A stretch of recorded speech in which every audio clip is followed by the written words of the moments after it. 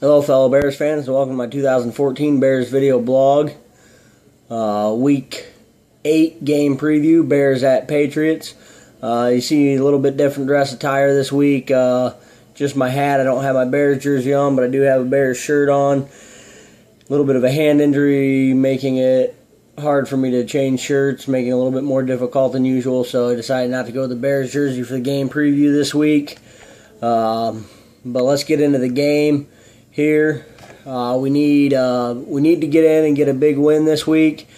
Definitely need to get to 4-4 going into the bye week. 3-5 will make it very difficult for us to come back in the division.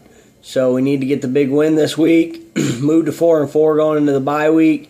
We've been very good on the road, 3-1 on the road. So being on the road is not a big problem, except for the fact that since 2009, the Patriots are 40-3 at home since 2009, so it's not going to be an easy task. Let's get into some of the numbers of this game. Points per game, we put up 22.4, ranking us 18th. They put up 26.7, ranking them 7th. Yards per game, we put up 349.3, ranking us 17th. They put up 345.4, ranking them 18th. Pass yards per game, we put up 254, ranking us 10th. They put up 242.1, ranking them 15th. Rush yards per game, we put up only 95.3, ranking us 25th. They put up 103.3, ranking them 20th. Defensive points per game, we put up 24.4, ranking us we give up 24.4, ranking us 22nd in the league. They give up 22, ranking them 13th in the league. Defensive yards per game, we give up 356.0, ranking us 17th. They give up 334.3, ranking them 12th. Defensive pass yards per game, we give up 247.6, ranking us 19th. They only give up 208 pass yards a game, ranking them tops in the league. A lot of that has to do with having Darrelle Revis at corner. Excellent corner, always has been in his career. So a little bit of a task for our offense there.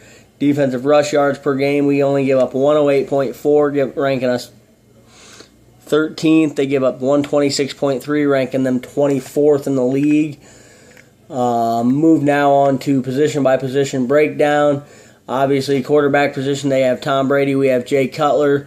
Cutler's been up and down this season, pretty much the story of his career. He is a gunslinger. He's going to throw his picks, but he definitely has the weapons to get the job done. But based on this season alone, I'm going to give Brady a little bit of an edge there. Cutler has struggled a little bit more this year than we would like to see. Go over to the running back position. They got Shane Vereen and Brandon Bolden as their top two backs. Ridley out for the season. Vereen in his first week as the premier back was splitting pretty much half carries with Ridley. Now the premier back, his first week last week as premier back, had a very excellent game. So we have Matt Forte on our side. Obviously, Matt Forte is on pace for about 123 receptions out of the backfield, which is unheard of from a running back. Plus, he can get the job done on the ground with them having a weak run defense. Look for him to have a big game. I'm going to give us the edge there at that matchup. Wide receiver position, they don't have a lot of huge names that get the job that are good as. They got Brandon LaFell and Julian Edelman. LaFell's having a pretty decent season. Edelman, of course, is a ball hawk. He can catch the ball anytime. We got Jeffrey and Marshall. Also at the wide receiver, they have Dobson and Danny Amendola that both can get the job done. They have a barrage of weapons, but overall, just top two wide receivers is what I'm going to take. I'm going to give us the edge at wide receiver position.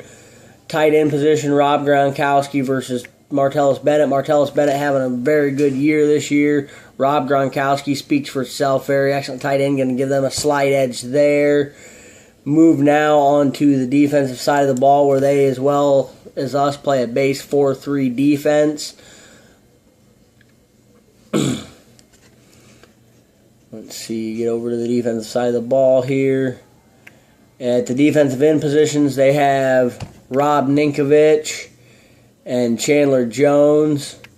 Chandler Jones comes into this game, is listed as out for this game, so Defensive ends are most likely going to be Rob Ninkovich and Zach Moore in this one.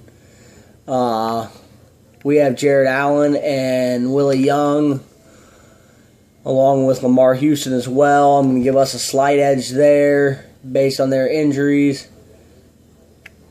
At defensive tackle, they have Chris Jones and Vince Wilfork. Vince Wilfork's always been an excellent defensive tackle. He's great at stuff in the middle, making it hard for teams to run. So on our side, we have Stephen Paya, DJ Ratliff. I'm going to give us a slight edge there. Linebacker position, we are a little bit beat up still, but it looks like the main person we're going to be without is John Bosque. It looks like Shea McClellan will play this week. Lance Briggs will also most likely be out, so we're going to have probably Kasim Green over there. Bostic looks like he's going to be out, so it's going to be Kasim Green, DJ Williams, and probably Shea McClellan, whereas they have Jamie Collins, Donante Skinner, and Dante Hightower. Dante Hightower is a very, very solid linebacker. I'm going to give that a toss-up, call that a pretty even matchup. Cornerback position, they have Darrell Rivas and Alfonso Denard. We have Tim Jennings and Kyle Fuller will be playing this week. It was in question most of the week whether Kyle Fuller would play in this one with the hip pointer and the broken hand, but he will be in. He's got a probable designation saying that he will be playing. Going to give them a slight edge there. Fuller playing banged up, and Tim Jennings hasn't been he's been playing well as far as pass deflections, not letting a lot get by him. But I'm going to give them a slight edge there. Darrell Rivas is a phenomenal cornerback, and they have the top pass defense in the league. Safety position, they have Patrick Chung and Devin McCourty, both solid safeties. We're going to have Chris Conte playing. It looks like he'll be playing this week, even with the banged-up shoulder that he's been dealing with all year. And on the other side, Ryan Mundy. Our safety position hasn't been the strongest, but it hasn't been bad as far as our yards given up per game in the passing game. A lot of the yards given up are based off of our defense being on the field too much, same with our points per game. Teams are getting points off turnovers, 37 points off turnovers this year, and that's just off of Jay Cutler's turnovers. So our defense hasn't played horrible, and neither is our defensive backfield. A lot of their yards and points per game, other teams have come off turnovers, so can't really blame the defense on that. They've spent too much time on the field. I'm going to call that a toss-up at the safety position. I think it's a pretty even matchup there. I'm going to move now on to my keys to the game. My key to the game on offense is going to be the ground and pound. They do give up 126 yards per game on the ground, ranking them 24th in their tops in pass defense. So we got to get the running game going, open up the play action pass to confuse them a little, to throw them off balance a little bit. If we get that run game going, that'll help the play action pass. So basically my key to the game on offense is ground and pound. Get that running game going, get Forte running well, and open up the play action pass. Get some of their, keep them from making us one-dimensional in this. Because if they make it one-dimensional, they stop our run game. Our pass game will probably struggle as well. My key to the game on defense is going to be attack Tom Brady. The one thing that the Patriots have had trouble with this year is protecting Tom Brady. He's been hit a lot. So we need to get the defensive pass rush in there, get on Brady, not give him much time in the pocket to find his weapons because he does have a lot. LaFell's having a good season. Edelman, obviously, Rob Gronkowski. But the big news is, like, LaFell, he's in Carolina, didn't do much, but he was behind Steve Smith. He's having an excellent season, so need to get at Tom Brady, not give him much time in the pocket.